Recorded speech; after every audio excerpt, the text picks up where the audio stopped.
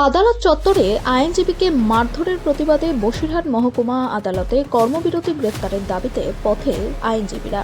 গ্রেফতার ৫ দুষ্কৃতীর মূল অভিযুক্ত পলাতক। তার গ্রেফতারের দাবিতে আদালতের মূল গেটে আইনজীবীদের পুলিশের গাড়ি ও প্রিজম ভ্যান ঢুকতে বাধা। প্রতিবাদ বিভিন্ন ইন্টিডা রোডে দাঁড়িয়ে আসামির গাড়ি। ঘটনার সূত্রপাত গত মাসের ২৪শে নভেম্বর।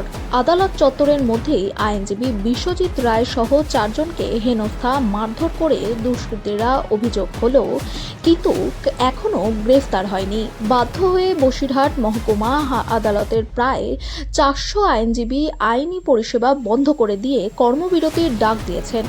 গতকাল বুধবার থেকে আজ বৃহস্পতিবার লাগাতার আন্দোলনের পথে আইনজীবীরা, যার ফলে সমস্যায় পড়েছে সীমান্ত থেকে সুন্দরবন আসা বিভিন্ন বাদী ও বিবাদী পক্ষের আইনি পরিষেবা থেকে বঞ্চিত হচ্ছেন। ইতিমধ্যে সন্দেশখালী, হিঙ্গলগঞ্জ সহ একাধিক জায়গা থেকে আসা আসামি পক্ষের পরিবারের সদস্যরা আদালতের আইনজীবীদের কর্মবিরতির ফলে তারা সমস্যায় পড়েছেন। একদিকে তাদের বাড়ির লোক ছাড়া পাচ্ছেন না, অন্যদিকে ঠান্ডার মধ্যে অর্থ খরচা করে বুশের বকুম আদালতের সামনে দাঁড়িয়ে থাকা ছাড়া কোনো কাজ নেই। আইনজীবী বিশ্বজিৎ রায় বলেন, আদালত চত্বরের মধ্যেই এসে দুষ্কৃতীরা মারধর করলো। আমরা নিরাপত্তাহীনতায় ভুগছি। আমাদের মধ্যে কেউ কেউ এই ঘটনাকে মদদ দিচ্ছে। কাজের পরিবেশ নেই, পরিষেবা বন্ধ করে বাধ্য হয়ে পথে নামতে হচ্ছে। বসিরহাট মহকুমার বিভিন্ন থানার আসামির কোনো গাড়ি সহ পুলিশের একাধিক গাড়ি ঢুকতে দেওয়া হচ্ছে না আদালত চত্বরে।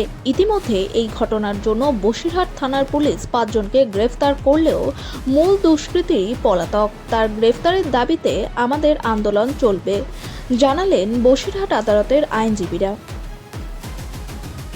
কি দেখছেন? আজকে সেই দিনে আজকে দেখছি এসে কোর্ট বন্ধ।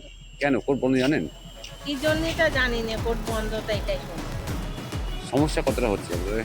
আমাদের অনেক সমস্যা হচ্ছে, এই ঠান্ডার সময় আমাদের সমস্যাটা তো বেশি, অনেক বেশি। কি চাইছেন আপনারা? আমরা কোর্ট খুলুক এটা চাচ্ছি। কোর্ট তো একেবারে বন্ধ, ৩-৪ দিন ধরে বন্ধ থাকবে বলছে। এটা আমাদের খোলা, এটা ভালো, আমাদের ভালো হবে, সুবিধা হবে, সেটাই যে আমাদের আসামিটা বার হোক, খাও কাজে ওর খোলে ভিতরে। আপনার নাম? আল্লাহ মাঝখানে।